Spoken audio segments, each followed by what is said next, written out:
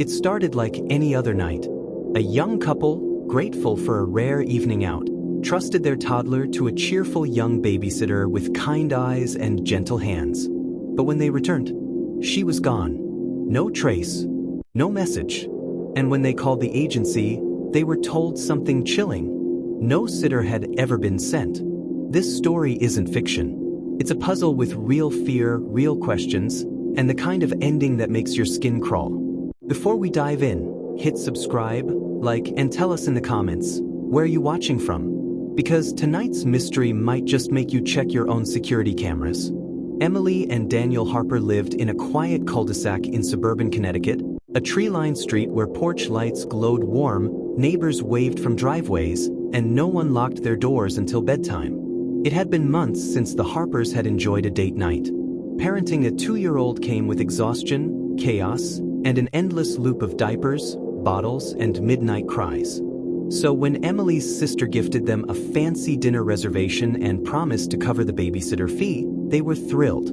They booked through a trusted childcare agency, Bright Care Sitters, the same one several families on their street had recommended.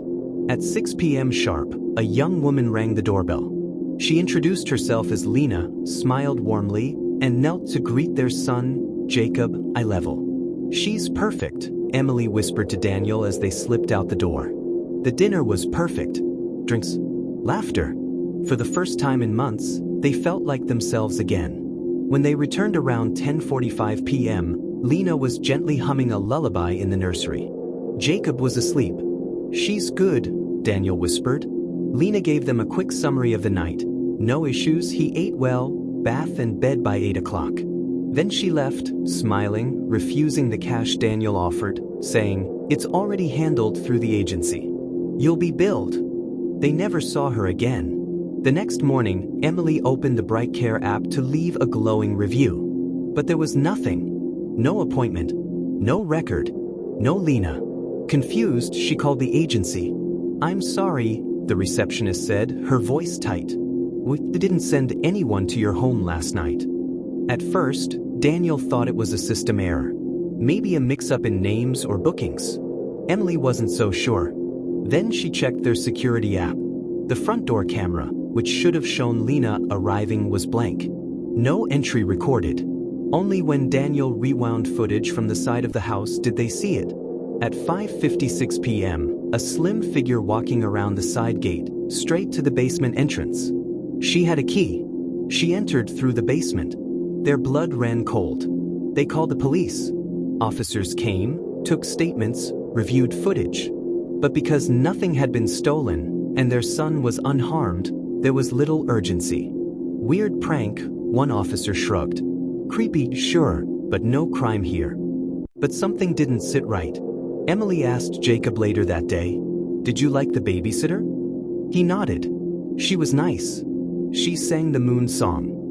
Emily smiled until he added, "She said not to tell you about the boxes in the basement." Emily's stomach dropped. Boxes? In the basement?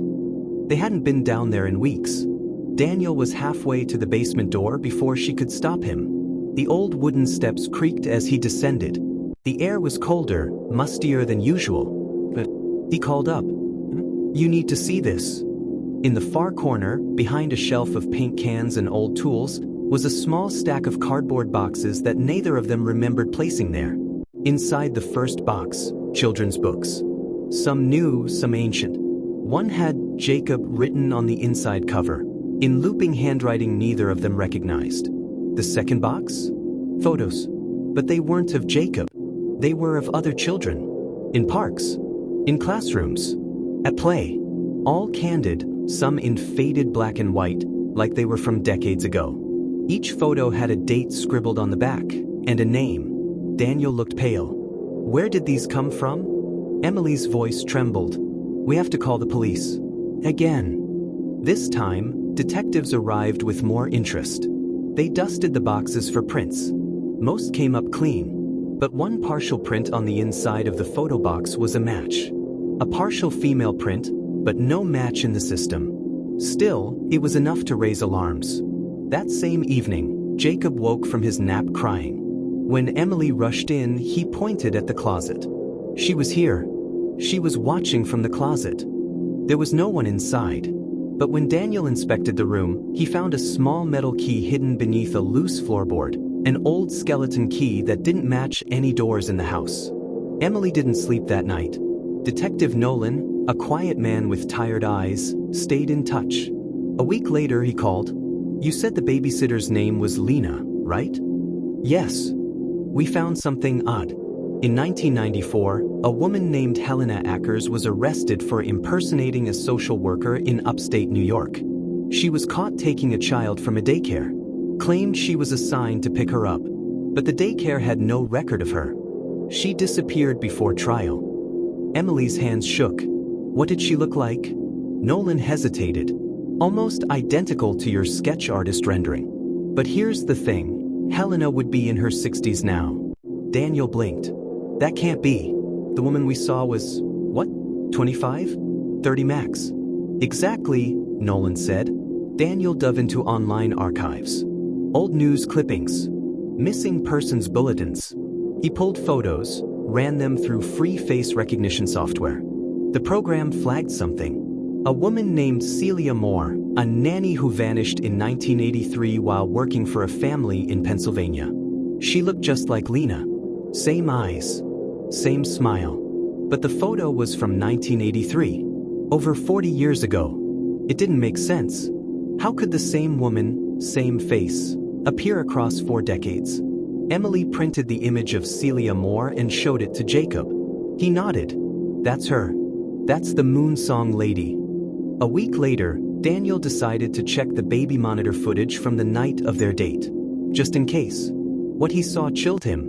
At 8:11 p.m., the babysitter leaned over the crib and whispered, "You don't remember me yet, but you will. We've met before, a long time ago." She kissed Jacob's forehead, then looked straight into the camera, as if she knew they'd be watching later, and smiled. She walked to the closet, and didn't come out. Emily's sister called that night. She was helping clean out their late father's house. In the attic, she found a locked box labeled, "For Emily." Inside was a letter. Emily read it once, then a second time. It was from their father. Said, "If you're reading this, then she's found you too. We did everything to stop her. Your mother, she wasn't just sick. She remembered. They always forget by the time they grow up. But your son, he may not forget. Whatever you do, don't let her sing the Moon Song." They moved out, changed addresses, got rid of the crib, the monitor, everything. But on Jacob's 3rd birthday, a small package arrived at the new house. No return address. Inside, a worn music box. When Emily wound it, it played the Moon Song. And Jacob, who hadn't heard it in a year, smiled. She's coming back. Was Lena real? A spirit? A ghost of forgotten timelines? Or something far stranger? And if she wasn't after Jacob, what was she after? What would you have done if this happened to your child? Let us know in the comments. And if you thought this story was wild, wait until you hear about the woman who got a voicemail from her husband 6 months after he died. That story is coming next. So make sure you hit subscribe, like, and turn on notifications. This is Edgeline Stories, where real life writes the most unforgettable scripts.